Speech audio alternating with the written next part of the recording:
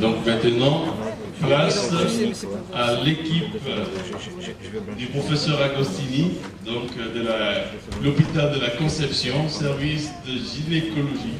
Voilà, représenté ici par Marion, docteur en gynécologue, c'est ça? Voilà, gynécologue, chirurgie, réparatrice, et Madame Courtoisier, sage-femme cadre. Voilà, toutes les deux sont là. Alors, là, elles vont rentrer dans des choses très sérieuses, donc dans les choses médicales, et là, il ne faut pas rigoler. Ça, je leur passe donc la parole. Non, mais il n'y a rien de configuration, c'est juste un choix. Bonjour à tous et à toutes. Je suis gynécologue à l'hôpital de la Conception, donc le professeur Agostini avec le docteur Edwin Cohen-Sola qui est la correspondante directe dans les questions de population sexuelle féminine. Elle n'a pas pu nous présenter aujourd'hui, je vais faire mon mieux pour présenter l'aspect médical des excités. Ça fait les deux. Je vais passer là-dessus.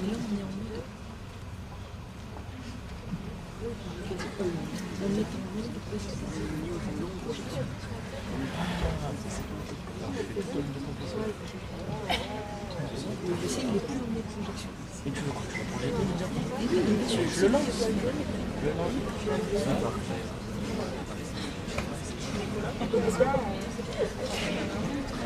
Non, c'est le bureau qui met en avant. C'est le bureau qui est parti là-bas. Il faut être que le bureau, il reste toujours sur le bureau.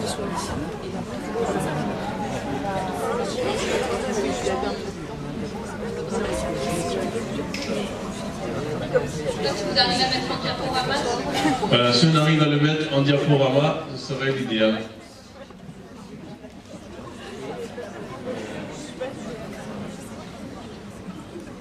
Là, c'est les deux. C'est pas les deux.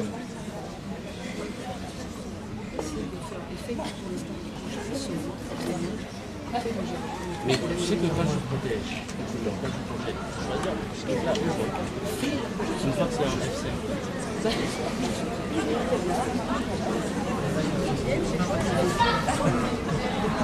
ah, super. On peut passer la diaporama. Mais c'est ce que je suis en train de te dire, il n'est pas débat sur le Je vais passer les diaporama. La définition en fait de l'excision, c'est la définition basique, c'est couper, retirer des morceaux de chair autour des organes génitaux. Alors il y a des choses, ça va un peu plus loin, souvent ce sont des ablations, des sutures des parties génitales. On va détailler les différents types d'excision qui existent, mais malheureusement, très fréquemment, ce sont des interventions qui se déroulent de manière traditionnelle, sans anesthésie, sans mesure d'asepsie, et souvent à la maison ou en extérieur avec des outils non chirurgicaux, des lames ou des lames de rasoir, et non de manière chirurgicale. C'est souvent fait réalisé par des personnes qui ne sont pas médicales, et d'où les complications et les effets secondaires qui sont nocives que je vais vous exposer. On peut placer à la diapositive. Donc, en termes d'épidémiologie, il y a 140 millions de femmes dans le monde excisées, en tout cas recensées. En France, on compte 55 000 environ sur notre territoire, sachant qu'on en dépiste de plus en plus, parce qu'on connaît depuis des dizaines d'années ces mutilations et qu'on a appris à les reconnaître et surtout à en parler, nous de côté médical, mais aussi les patientes entre elles, et elles ont appris à venir nous en parler aussi pour certaines. La majorité viennent du continent africain, mais pas seulement. On recense des patientes excisées au Moyen-Orient, en Asie et également en Amérique du Nord. Donc là, vous voyez une carte qui représente l'Afrique avec en rouge les pays les plus touchés en termes de pourcentage de femmes excisées, donc notamment au niveau de la Corne de l'Afrique et l'Afrique de l'Ouest, en priorité la Somalie, le Mali, le Burkina également, l'Égypte, Sur la diapo suivante, on voit le pourcentage de jeunes femmes exilées, donc entre 15 et 50 ans. Et à nouveau, on retrouve les pays du Soudan, l'Égypte, le Mali, l'Éthiopie, qui comptent malheureusement plus de 80% de leur jeune population excisée. On parle d'excision en termes d'infibulation de type 3. Je vais vous détailler les types un après l'autre après. Malheureusement, ce sont les excisions les plus endommageantes au niveau génital. Vous pouvez passer la diapo. Donc, pour reprendre l'anatomie féminine, on voit sur la première image en haut à gauche une anatomie pelvienne qu'on appelle normale, c'est-à-dire qu'une femme qui n'a pas été opérée. Donc de haut en bas, on parle en antérieur, de haut en bas, le capuchon clitoridien avec le clitoris, le méa urinaire, donc l'endroit où on permet d'évacuer les urines, juste en dessous l'orifice vaginal qui permet l'accouchement, qui permet les rapports sexuels et les règles, et juste en arrière l'anus. Autour du vagin, de l'entrée de l'orifice du vagin, il y a les petites lèvres et les grandes lèvres qui permettent l'occlusion de la fente vulvaire. Sur la fiche AB, le type 1, ce qu'on appelle la clitoridectomie, en fait, c'est l'exérèse du prépuce, le prépuce féminin qui est en fait le raccolement des petites lèvres en haut, un peu l'équivalent du prépuce chez l'homme qui recouvre le clitoris, sachant que le clitoris chez la femme, c'est l'organe sexuel qui est l'équivalent en fait chez l'homme du pénis. Donc le type 1, c'est l'exérèse du capuchon, voire du clitoris, qu'on appelle une clitoridectomie. Dans ces types-là, il n'y a pas d'atteinte de la fourchette vaginale, donc absence de contrainte au niveau obstétrical. Le type 2, la petite diapo numéro C, c'est ce qu'on appelle l'excision à proprement dit, avec l'exérèse donc du prépuce, souvent aussi du clitoris, donc du capuchon clitoridien, et le rapprochement des petites lèvres. Là, il y a un recouvrement en général du méa urinaire. Alors, on dit en général parce que malheureusement, comme je vous disais juste avant, ce ne sont pas des interventions qui sont pratiquées de manière systématique en termes d'anatomie chirurgicale, mais malheureusement souvent fait avec des lames ou avec des objets contendants, sans cicatrisation réalisée par des sutures ou quoi que ce soit. Donc les cicatrisations se font un peu aléatoires. Donc dans la vraie vie, ça ressemble au schéma anatomique, mais on n'est pas parfaitement toujours sur ces schémas-là. Et donc le type 3, ce qu'on appelle l'infibulation, qui est la fermeture de la fente vaginale par les étapes précédemment décrites, plus l'accollement des grandes lèvres. Et on voit par rapport au schéma anatomique physiologique que l'orifice vaginal est très resserré, et ce sont souvent ces patients qui ont les complications en termes urinaires, gynécologiques et obstétricales. On peut passer. Là, de manière des photos réelles de patientes mutilées, donc le stade 2 qu'on appelait excision. Donc vous voyez qu'en fait sur la photo d'en haut, il y a un accollement des petites lèvres et un recouvrement du clitoris qui a probablement été réséqué, et juste en dessous une mutilation de type 3, une infibulation avec fermeture quasi totale de la fente vaginale. Les raisons de l'excision, alors il y a plusieurs raisons qui ont été recueillies, notamment par les médecins qui ont intervenu dans les pays où se pratique l'excision. Les coutumes ancestrales, donc c'est le fait de reproduire les coutumes en fait qui ont toujours été réalisées par les plus anciens, des croyances religieuses, des mauvaises interprétations des livres religieux, sachant qu'on a retrouvé des traces d'excision, enfin en tout cas on a retrouvé des traces archéologiques qui datent de plus de 6000 ans. Donc même avant nos livres, que ce soit n'importe quelle religion actuelle, chrétien, catholique ou musulman ou autre, en fait l'excision se réalisait déjà depuis plus de 6000 ans. Donc ce sont des croyances erronées. Les raisons sociologiques, psychosexuelles, le fait d'interdire à la femme d'avoir le plaisir sexuel. Comme je vous disais, le clitoris c'est l'organe sexuel de la femme qui donne du plaisir. Et c'est le fait d'interdire à la femme, en tout cas, d'avoir des rapports extra-conjugaux, ou en tout cas d'avoir le droit d'avoir du plaisir. Il y a d'autres sentiments, alors l'obligation sociale, on en parlait juste avant, et sinon le fait aussi que certaines personnes trouvent ça joli et que la femme doit être de cette manière-là. Il y avait d'anciennes croyances aussi qui disaient que le clitoris était dangereux pour les rapports sexuels, pour l'homme notamment, comment les rapports sexuels pouvaient être traumatiques, ou pendant l'accouchement, qui pouvaient traumatiser les enfants. Bien sûr, ce qui n'est pas le cas. Vous pouvez passer.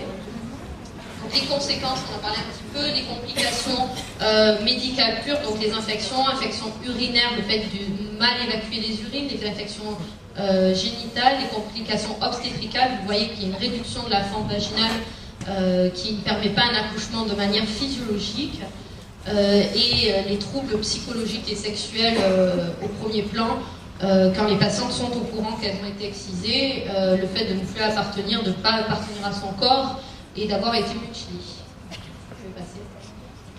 Donc, au niveau de l'intervention, enfin du geste en soi de l'excision, des douleurs intenses, ce sont des gestes qui ne sont pas pratiqués sous anesthésie, qui sont faits à vif. Les patientes saignent, s'infectent, il peut même avoir des transmissions de VIH. Ce sont des patientes qui sont excisées, alors souvent en groupe de jeunes filles. Voilà, donc c'est des jeunes filles qui peuvent mourir pendant le geste lui-même. Passer. Les complications à long terme, il y a un petit listing là, on n'est pas obligé de tout voir un après l'autre, mais c'est ce qu'on disait tout à l'heure, les troubles urinaires, les infections, les sténoses, c'est-à-dire le fait de ne pas arriver à vider correctement sa vessie, les cicatrices, des douleurs, des abcès de la vulve, des douleurs au quotidien, ce qu'on appelle les névrones clitoridiens, c'est-à-dire une douleur résiduelle qui reste en permanence, qui empêche les femmes d'avoir des rapports et d'avoir du plaisir, les infections et les troubles psychologiques avec même des stress post-traumatiques comme on voit dans les gros accidents ou les grosses catastrophes avec vraiment une imprégnation et une peur du contact avec autrui ou quoi que ce soit. Vous pouvez passer. Les complications obstétricales, il y a une surmortalité périnatale, c'est-à-dire plus de décès néonataux chez ces patientes-là, notamment surtout quand elles ne sont pas dépistées pendant la grossesse. C'est notre rôle de pouvoir voir que la femme a été mutilée et de la prévenir, et surtout si on voit qu'il y a un obstacle obstétrical avant l'accouchement, de le réparer pour pas qu'il y ait des traumatismes pour la patiente elle-même. Quand la filière est toute petite, il peut y avoir des déchirures, notamment au niveau du périnée postérieur vers l'anus, qui peut entraîner des incontinences anales et des multiples plaies avec des complications à long terme surtout. Vous pouvez passer. Les complications sur la sexualité, on en a parlé, donc l'identité de soi qui est vraiment atteinte, l'image du corps de la femme. Maintenant, notamment avec nos jours, avec Internet et toutes les photos actuelles, les femmes savent quelle est l'anatomie classique. Donc, elles se renseignent et elles voient qu'il y a quelque chose d'anormal, en tout cas en fait, de différent. Et donc, elles ont perdu leur identité. Au niveau de l'excitation, de la lubrification, et certaines patientes ne peuvent carrément pas du tout avoir de relations sexuelles. Vous pouvez passer. Donc les rappels anatomiques, on l'a fait tout à l'heure. Alors là, sur la droite, vous avez un schéma un peu plus précis du clitoris. Donc en numéro 2, vous avez le gland du clitoris, qui est vraiment l'aspect qui dépasse de manière physiologique. Et donc c'est l'organe en fait qui se coude au niveau du genou et qui part sur les deux côtés qu'on appelle en fait les corps caverneux, le corps du clitoris. Et ça c'est la face cachée en fait, si vous voulez, c'est en arrière, c'est ce qu'on va réparer, c'est ce qu'on va chercher pour les réparations et pour permettre aux patients de retrouver une anatomie classique. Vous pouvez passer. Les mêmes coupes en termes d'anatomie, alors ça ce sont des planches anatomiques sur des cadavres, c'est comme ça qu'on apprend l'anatomie à l'école de médecine, et c'est comme ça qu'on a pu créer des techniques chirurgicales afin de retrouver un aspect physique et anatomique. Les motivations des patientes, retrouver une anatomie et puis surtout ne plus souffrir physiquement et psychologiquement.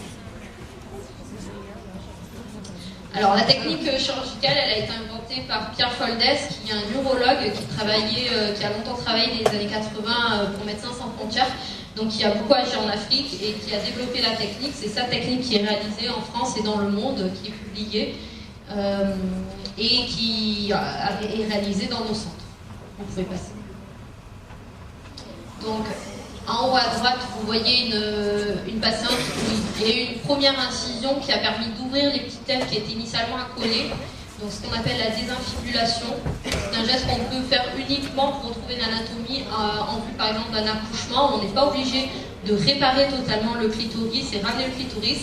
Les réparations de mutilation, c'est vraiment fait à la demande des patientes après une longue évaluation psychologique et multidisciplinaire. Donc, on incise, on retrouve l'anatomie de base au niveau de la loge clitoridienne. Vous pouvez passer.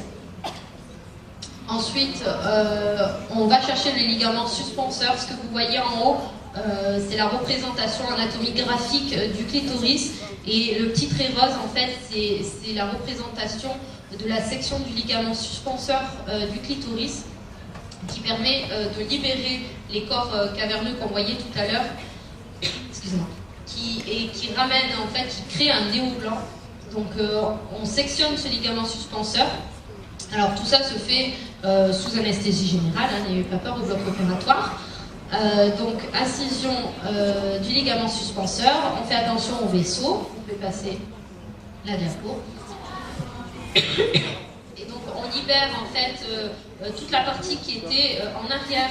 Donc en fait le clitoris c'est très long en fait, et donc on ramène un nouveau, ce qu'on appelle un néo blanc, qu'on va inciser sur le bout pour retrouver une anatomie classique et surtout une vascularisation, parce que les patientes retrouvent les sensations, alors pas toujours complètes, mais peuvent retrouver des sensations de toucher, des sensations sensitives. Ensuite, ce néo-blanc est suturé et recouvert pour permettre une cicatrisation par rapprochement des panicules adipeux sous-cutanées de manière latérale. Et on ferme latéralement. Alors là, c'est en post-opératoire immédiat. La cicatrisation, on l'évalue à 15 jours, 1 mois. Il y a un suivi régulier jusqu'à au moins 1 an ou 2. Vous pouvez passer la diapositive. Donc ça, c'est un aspect final à 6 mois. Vous voyez sur la photo d'en bas, par rapport en préopératoire, on retrouve une anatomie en dehors des petites lèvres qui peuvent être reconstituées dans certains cas. On retrouve une anatomie assez physiologique en termes anatomiques. Donc le suivi, comme je disais, d'un point de vue, nous chirurgicaux, on suit la cicatrisation, l'aspect. Avec les patientes, on évalue l'aspect sensoriel, c'est-à-dire la disparition des douleurs, et surtout une récupération de la sensibilité, parfois même un plaisir sexuel. On va voir les chiffres en termes de récupération. Et comme je vous disais, ce sont des patients qui sont pris en charge de manière multidisciplinaire, parce qu'on ne fait pas ça, c'est pas qu'un aspect chirurgical pur, c'est vraiment l'aspect psychologique et tout l'état de vie de la patiente dans son quotidien qu'on évalue. Donc, on en a parlé de tout ça, ça reprend les résultats en termes de sensibilité et de douleur post-opératoire. Vous pouvez passer. Le résultat esthétique, en général pour les patientes et leurs partenaires, il est environ à 6 semaines, sachant que comme on a vu dans les images précédentes, c'est souvent en termes de mois qu'on évalue la satisfaction médicale et personnelle. Vous pouvez passer. Donc l'étude de Pierre Foldès, qui est le chirurgien qui travaille à Saint-Germain-en-Laye, qui a inventé la technique, donc ça fait plus de 30 ans qu'il opère, et il a répertorié des milliers de cas. Alors là on présente une étude d'excision de 453 cas réalisés par ses soins, vous pouvez passer. Donc en termes de résultats, alors d'évaluation préopératoire initialement, les douleurs, alors il n'y a pas toutes les patientes qui avaient des douleurs, la moitié n'en avait pas. Mais la moitié se plaignait de névrome notamment, et plus de 40% n'avaient jamais eu de plaisir clitoridien, donc n'avaient quasi jamais eu d'orgasme à cause de la mutilation. Vous pouvez passer. En post-opératoire à 6 mois, Les chiffres, évidemment, ils ne sont pas parfaits. Hein. C'est pas une chirurgie, on n'offre pas quelque chose de retour à la normale parfait pour toutes les patientes. Ça, on leur explique et c'est pour ça qu'il y a un suivi sur le long terme et une prise en charge multidisciplinaire. Mais la plupart n'ont plus de douleurs. La plupart, donc plus de 30%, 30 à 50% récupèrent une petite amélioration et l'orgasme clitoridien peut revenir jusqu'à 45% des cas. Au niveau anatomique, la première colonne, ce sont les résultats en termes d'anatomie évalués par le chirurgien. On a plus de 70%, 75% d'anatomie à la restriction physiologique. Donc c'est une technique qui est réalisable, qui a maintenant du recul, qui doit être faite par des équipes entraînées, qui ont été formées et encore une fois de manière pluridisciplinaire. En hospitalisation, bien évidemment, sous anesthésie générale, mais ça je vous l'ai déjà dit. Donc notre rôle, ce n'est pas en tant que gynécologue, ce n'est pas uniquement de réparer chirurgicalement. Les dépistages se font, il y a encore beaucoup de femmes qui ne savent pas qu'elles sont excisées. On envoie encore aux urgences des patients qui consultent pour les symptômes décrits précédemment, c'est-à-dire soit des infections urinaires, des infections génitales, qui ne le savent pas. Alors bien évidemment, c'est pas quelque chose qu'on affirme à la première consultation. Nous, dans notre centre, si on a un doute, parce qu'il faut parler de doute initialement, sur le fait qu'elles aient été excisées, on les agrège donc au GAMS et avec le docteur Cohen-Solal pour une seconde évaluation. La manière d'aborder qu'on trouve appropriée, on leur demande si elles savent si elles ont été opérées au niveau génital. Certaines disent oui et là arrivent à en parler parce qu'elles le savent. Nous l'expliquent et certaines ne le savent pas, nous disent non. Donc dans ce cas-là, pourquoi pas poser la question de savoir si dans leur famille il y a des gens qui ont été opérés, si elles connaissent ce mot-là. Mais il n'y a pas d'annonce brutale à faire, hein, c'est quelque chose de progressif. Il faut être sûr du diagnostic avant d'annoncer des choses comme ça parce qu'après les patientes, on parle autour d'elles, on parle à leur famille. Et il y a tout l'abord familial et les répercussions du traumatisme en fait, du fait de savoir qu'elles ont été excisées qui est difficile à gérer, donc c'est pas des diagnostics à faire à la légère. Et ensuite, d'un point de vue obstétrical, quand on suit les patientes qui accouchent, des femmes excisées, c'est important d'en parler avec elles et de les mettre en réseau, notamment avec le GAMS, pour prévenir, parce qu'il faut dépister, prévenir, réparer, mais c'est surtout le dépistage, la prévention, pour pas que ces patientes-là, en tout cas les enfants de ces patientes-là, subissent la même chose. C'est le rôle essentiel si on veut que cela s'arrête. Il faut en parler et il faut que ces patientes-là, quand on les voit dans nos centres, passent de manière multidisciplinaire et que leurs enfants ne subissent pas ça. C'est pas ça. Donc merci.